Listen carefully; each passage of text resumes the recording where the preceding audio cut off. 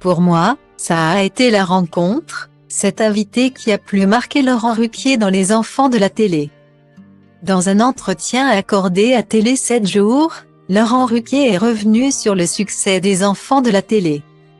Lui qui reçoit tous les dimanches soirs des invités qui se prêtent au jeu avec plaisir. Parmi eux, un visage bien connu des téléspectateurs, qui a particulièrement marqué l'animateur. Tous les dimanches soirs, Laurent Ruquier s'amuse comme un fou dans Les Enfants de la télé, qui réunit des millions de téléspectateurs.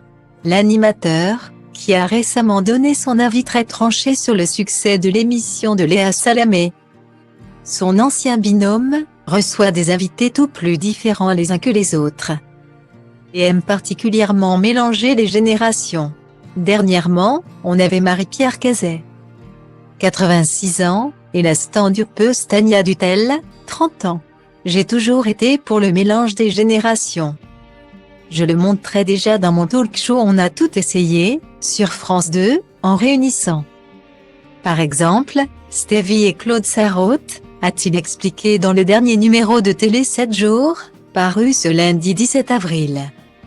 Très épanoui dans sa vie personnelle, aux côtés de son compagnon Hugo Mano, Laurent Ruquier est un homme très pris par son planning ultra chargé. Lui qui officie également à la radio, sur RTL, dans Les Grosses Têtes. Alors qu'il revenait sur le succès des Enfants de la télé, dans Télé 7 jours, le présentateur de 60 ans a avoué qu'un invité en particulier l'avait beaucoup marqué.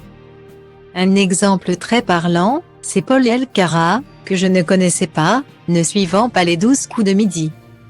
Sur TF1, d'où il est sorti, après 152 victoires, en 2019, a-t-il expliqué. Impressionné par le brillant jeune homme, Laurent Ruquier l'a même accueilli dans sa bande sur RTL. Lui qui est devenu sociétaire des Grosses Têtes en novembre 2020. Pour moi, ça a été la rencontre, un gamin de 23 ans.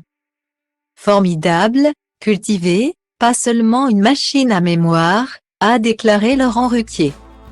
Une collaboration qui fonctionne à merveille, Paul Elkarat ayant même souligné récemment qu'il arrivait à l'animateur de prendre sa défense à l'antenne.